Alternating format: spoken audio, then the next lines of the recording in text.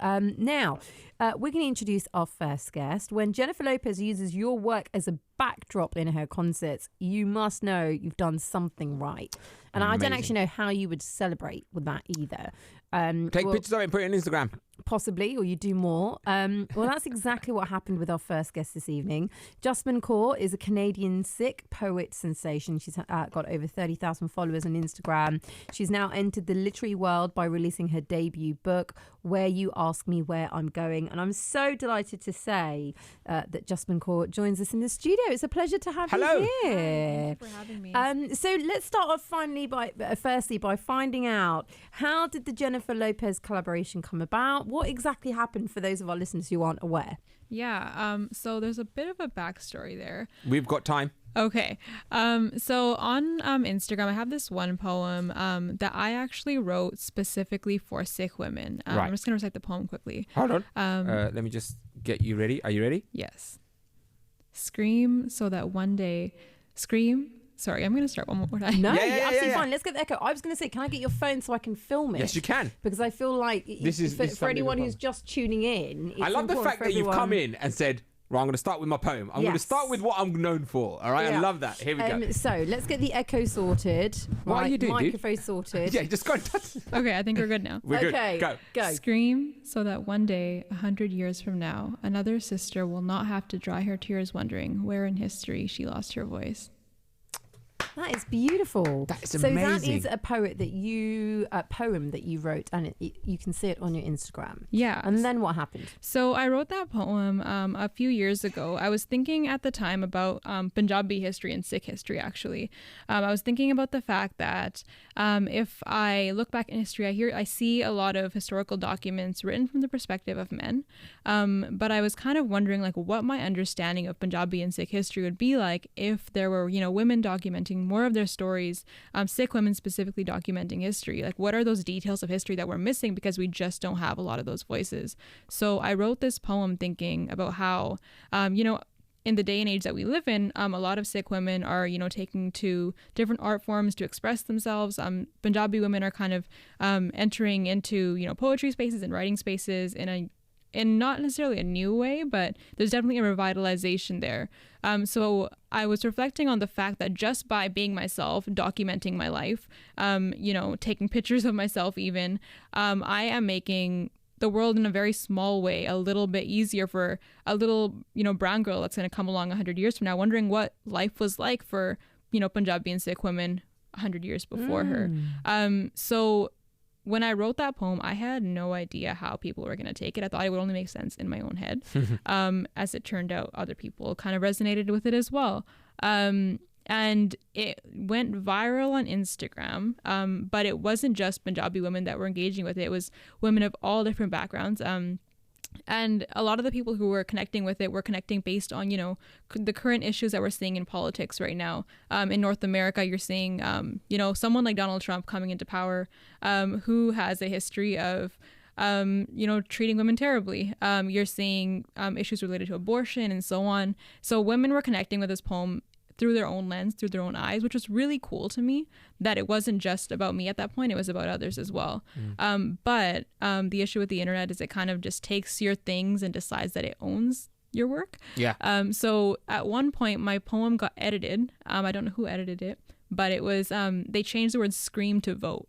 So by doing that, because they were trying to connect it back to, American politics, which I understand to a degree, but I also I wasn't the one who edited my own words. Yes. So I found that hurtful because it took a poem that has so many, amazing meanings and kind of singled it down to a single one, which they had assumed was my intention in the first place. So they crossed out the word scream and just wrote vote there, as though voting is going to, solve all women's issues in the world. And I found that really hurtful, but I didn't really know how to process it. And eventually I just decided to take to Instagram and talk about how I found it offensive for my work to be edited without my permission. And once I posted that, again, had no idea how people would react, but a lot of people actually listened to what I had to say, which I really appreciated. It's nice to, feel like you are a part of the work once it goes onto the internet. And once I wrote that response, then that kind of went viral as well. So I want to hear about the response and what happened and what kind of feedback you got, positive and negative. But what we'll do right now is find out what's happening on the roads with the travel, and we're going to be coming back. And if you have any questions, if you're a poet yourself and you've been wrongly misquoted or someone's edited your work, especially in the climate we're in, to get yourself out there, we use social media now to get that exposure. We don't have to go to the gatekeepers anymore and go through a traditional form where you are protected by these companies that will publish your work. If you're self-publishing and someone misquotes your work, if you can relate to the story that we're talking about here, please give us a ring, 0800 731 2000. Let's get traffic and travel now. And we've just been talking to Jasmin Kaur about what happened when Jennifer Lopez used her work as a backdrop in her concerts. Now, you go for a brief history there of you released this poem. What's the title of the poem? The title is Her Voice. Her Voice. That was then edited. Somebody took your poem and they replaced one word. The word that you had used was scream with your voice, but they replaced that scream with vote. You then went onto Instagram to say, actually, you were quite hurt by the fact that your work had been edited. What happened next? So long story short, once I had, responded to the way my work was co-opted, there was another celebrity who posted my work, Tessa Mae Thompson, and she had originally posted the edited version, but once she saw my commentary on it, she reached out to me and changed it. She posted the original one, and then she talked a bit about my work, and I think that's where Jennifer Lopez encountered my poem from. And then I got an email from her team and they asked to use it. That's amazing. At the American Music Awards. So that was really cool because I've never been one to be like super starstruck by people, but it was neat to see, my identity as a Sikh woman celebrated in its actual form in the way that it was meant to be. And they credited you as well. So when you actually saw the poem as the backdrop, it said your name. Exactly. How did that feel for you? It was a really, really good feeling. I think to see the name Kaur, especially, that's always been amazing to see in public spaces. The first time I saw Rupi Kaur's book in a bookstore, that was such an amazing feeling for me as another Kaur, just to be able to see that, we take up space in the world. I think it's a beautiful thing. It is a beautiful thing. And the thing is that, I've been commented on this show many a time, and the translation, what God means is princess. Right? And there's a lot of power in that. And I call a lot of women princess. And they think, I'm being really cute. I'm being really nice. I said, no, that's culturally. We see women as princesses. And I have to explain it's cultural. When did you empower and felt empowered by God? And who instilled that? Listen, this is something, we've given you this, or this was given to us in history so that you feel strong enough to become the lionesses or become the strength that you want to become. Right. I think it's been since I was a kid. I kind of had access to, Sikh spaces since I was, 5 years old. So I was really lucky to be able to build community with other, young Sikhs when I was a kid. I think it was the story of Mata Bhagor, who was a Sikh warrior of Guru Gobind Singh Ji's time, who actually fought in battle and was blessed by Guru Gobind Singh Ji. And she received Amrit Sikh baptism by the Guru's own hands. And I think hearing that story when I was really young made me just understand very clearly my role in this world, that I am no different than anyone else, nor is any other Sikh woman. We all have the same value as human beings. And I think that's a beautiful thing to be instilled with as a child. I totally agree with you. And when you found your voice in poetry, and reciting some of the issues that you've seen in your communities as your gender, and also on a global scale as well, how long did it take you to find your voice, as they say within the poetry sector? I mean, did you go out and fail a couple of times, or did you recite it to your sister, for example? He said, nah, that doesn't sound like Will Smith, to go back and try again, or that doesn't sound like, MC Light or something. Were you compared, and how did you find that voice of yours where you were comfortable to say, I want to get this published? So first of all, I grew up as the quiet kid. I was by no means, extroverted. I was a very shy, introverted kid. Yeah. Even, up into university, I've always been super shy.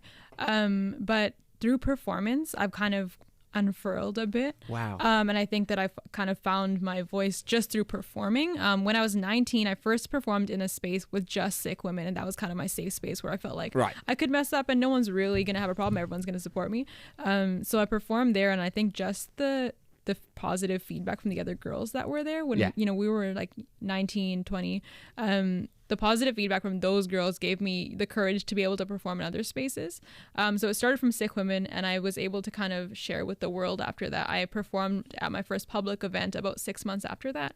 And I found that it was really cool because I was freaked out about an audience, but when I was on stage, I couldn't see anyone because the lights were on my face. So it was just me and the words and no one else, and it was such a beautiful experience. I really want to talk to you about your book. It's called When You Ask Me Where I'm Going, Jasmin Kaur, and it says a novel in poetry and prose. Now, I was just flicking through and I came across one page which really kind of stood out to me, and I suspect when anyone reads this book there will be so many just like that.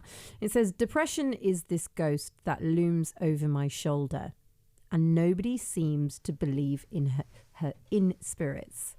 With this book and talking about something like depression, how have people responded? Because that's just a beautiful, that's just a one page and it's a beautiful image in it as well.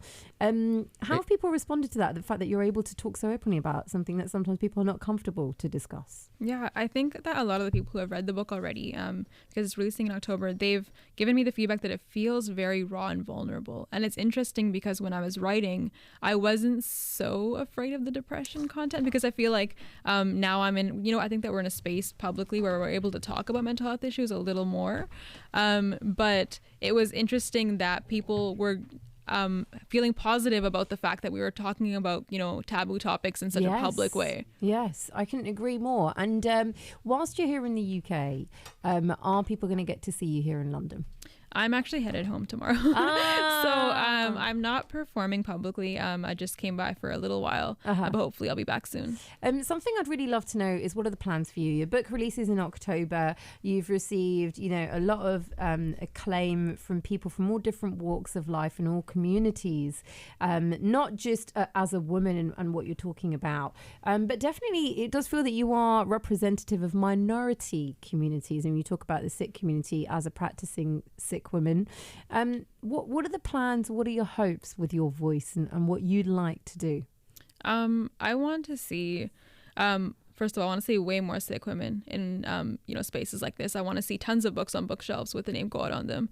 And I think that with this book especially, it was so important for me to document Sikh stories. Knowing that this is going to reach a very diverse audience, I think that our stories in their rawest form deserve to be heard. We deserve to be understood on our own terms.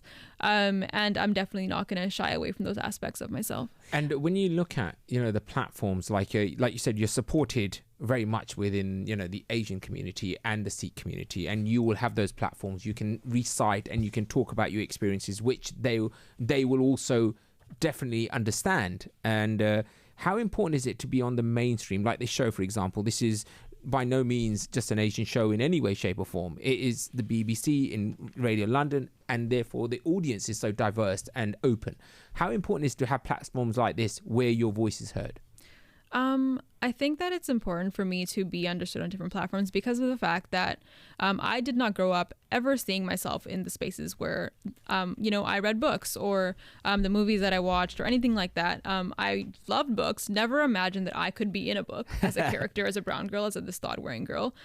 So I feel like there's a beauty in being able to see yourself in public spaces, in the spaces where you find joy. And I hope that's what I'm able to do with my writing, to have a light shed upon our lives as gods, for ourselves first and foremost, and for the world. Something I'd really love to talk to you about as well is family. How have family responded to you during this? Have they been supportive? Have they perhaps even been concerned? Because as you rightfully say, there's one key difference. If we talk about prominent Sikh women or Sikh women internationally who are making headlines, you've got Lily Singh, you've got Rupi Kaur. But there's a big difference. Visibly, they just look like any other Asian woman, like myself. You wouldn't know necessarily their faith when you look at them.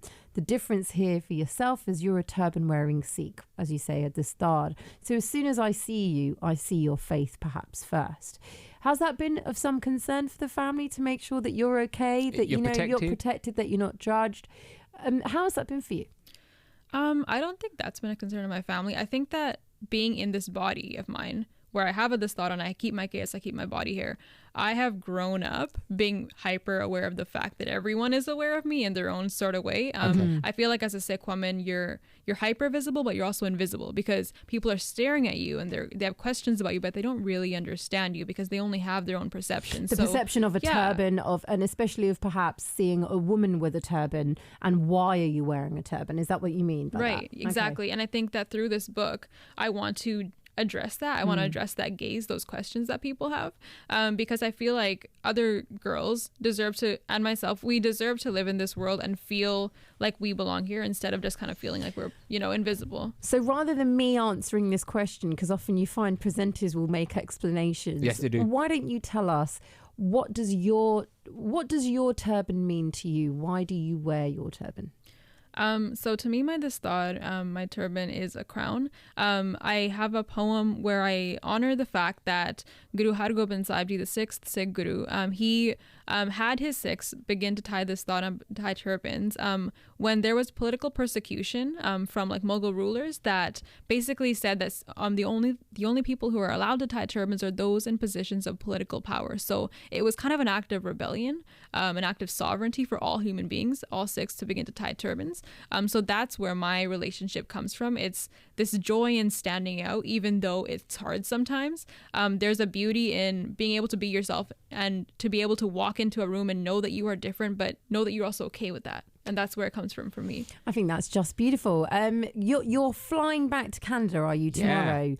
Yeah. I feel like 20 minutes is not enough. So we're going to keep you with us whilst we meet some of our other guests. Is that okay? Is that okay? Sure. Are you packed to fly tomorrow? I'm good. Oh, good. Yeah. That's right. You don't have to rush back and like finish packing or anything like that. Oh, no, I'm good. Good. That's good. Because we're flying on Tuesday for a holiday and we still haven't packed. God, it's ridiculous. We're still in the process of that. Jasmin Kaur, such a pleasure having you on the show. Really is. If for anyone who's just found out about you now, how can they find out further details? The book's out in October, but of course Instagram has been the real platform in which people have been able to just kind of find more about your work and communicate with you as well as a poet. So what are the details? Yeah, so you can find me on Instagram at Jasmin, that's Jusmun. I also have a website, Jasmin Kaur, Jasmin Kaur.com. And you can also find me through my publisher, so that's on harpercollins.com or epicreads.com. So the Instagram is, spell it again. Jusmun. Simple as that. That's so easy. I love that. Jusmun. Yes. And if you'd like further details, go to the website. It's jasminkaur.com. So JasminKaur.com. We've made a couple of videos. We'll get that up on Instagram.